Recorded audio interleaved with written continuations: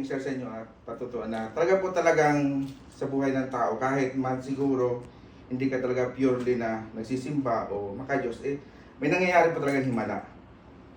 Kahit po sabihin natin na parang imposible. Kasi po, nangyari po talaga ito sa akin na noong time po na hindi naman po talaga totoo na nagkaroon po kasi ako nung una kong abroad, nung wala pa po talaga Kristo sa buhay ko o Diyos, nagsisimba po talaga ako.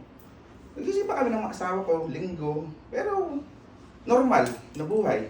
Ganon, balik ulit sa dating gawi, hanggang sa mag-abroad pa ako dito.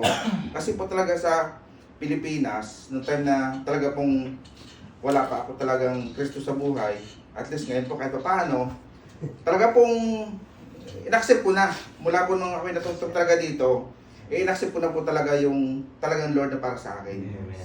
Sinishare ko lang po talaga ito kasi para bang hanggang ngayon nagsisink in pa rin sa akin na talaga pong branch manager po kasi ako ng gasol sa amin sa Puerto Galera. Bali 15, 20,000 a month. Hanggang sa naligaw, talagang baon.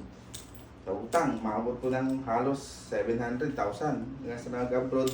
Pagdating ng abroad, kasi nga walang Kristo sa buhay, naligaw pa rin. Nagkaroon ng other woman.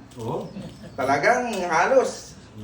Dinala lahat ng sabi nga ng aking asawa, umalis ka na, dinala mo pa rin dyan. Uuwi ng Pilipinas. Pagdating dito sa Saudi, naligaw na naman. Sabong dito, yan, kay Winabiel. Hanggang sa bumalik ako ng Pilipinas. At ito na, 2023, ito nangyari. Nasabi ko nga noon sa aking asawa, siyempre, may kasalanan. Humingi ako na sorry sa kanya. At ko sa bigyan mo ko ng mga pagkakataon, sabi niya sa akin, kung iba lang daw ako at hindi niya ako mahal, hindi niya na ako bibigyan ng pagkakataon. Ganun ang Diyos din sa atin. Amen. Kung hindi niya tayo mahal, hindi niya bibigyan ng pagkakataon na baguhin ang sarili natin. Pero, nasa atin na yun kung i-accept natin siya. Amen. Yung nangyari po sa amin dito, nung pag-apply ko talaga dito sa JAL, siguro po talaga may purpose ang Lord na mapunta ako sa JAL pa rin. Ang una po nag-email sa amin ay Alswide. In-accept ko yon, tapos maya-maya, nag-email po ang JAL. That time po na yon, kami ni Bel, nag-message na, basta ni Kebray, sabi nga niya, huwag kayong magpasalamat sa akin, I said ni Pepe na sa Diyos kayo magpasalamat. Sabi ko, noong una talaga tinatawanan namin siya kasi hindi ko, kilala ko siya Kilala niya ako, na pareho kami naligaw ng landas, pero bakit siya nagkakaganyan? Pero hindi ko siya at tinatawanan na, baka naman hingas kugun lang yan. Sabi niya sa akin, pumunta ka dito, makita mo kung ano yung ipinagbago ko na ginawa ng Diyos para sa akin.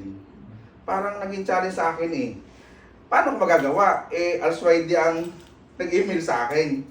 Na na-reject yun, biglang nag-email nga ang JAL, in-accept ko din, ang daming trials.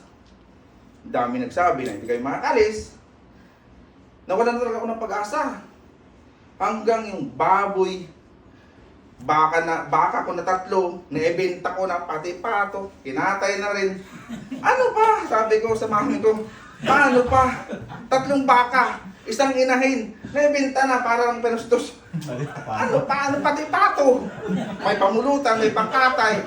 Sabi nga ng aking asawa, umuwi ka lang para lipulin lahat ng hayop natin. Oo, nalipol na talaga, totoo yan.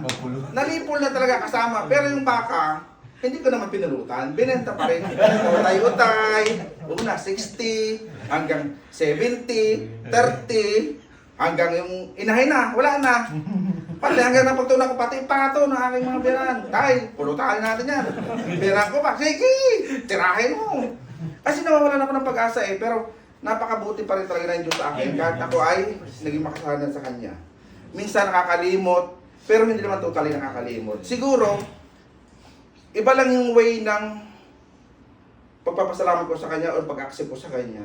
Kasi dito talaga sa ating kongregasyon at dito sa Born-Again Christian, dito ko talaga natutunan yung mga way na dapat pala ito pala noon pa, in-accept ko na. Siguro kung sakaling noon pa man, may nagmulat na sa akin, baka hindi ko inabot yung mga trials na inabot ko. Pero, nagpapasalamat pa rin ako. Dahil sa trials na yun, natututo ko kahit paano unti-unti.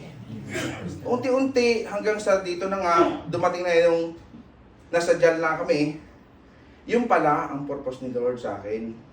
Mapunta ka sa jail para mapunta ka sa mga kapatiran na magtuturo sa iyo kung ano ba talaga ang tamang daan patungo kay Lord. Yes. Super blessed talaga. Yes. Yan po talaga ang sa buong buhay ko na hindi ko kayang kalimutan. Yung mapunta ka sa tamang daan at tanggapin mo si Lord. Na maging Savior mo, hindi lang Savior, lahat, sabi nga nila, o sabi man ng kung sino man na nakakilala kay Lord, ang pag-ibig niya ay higit pa sa lahat. Amen. Na yung ibibigay niya blessing sa'yo, liglig, umaapaw, at wala pang sabi, hahabulin ka ng pagpapala, basta't magtiwala ka sa Kanya. Amen.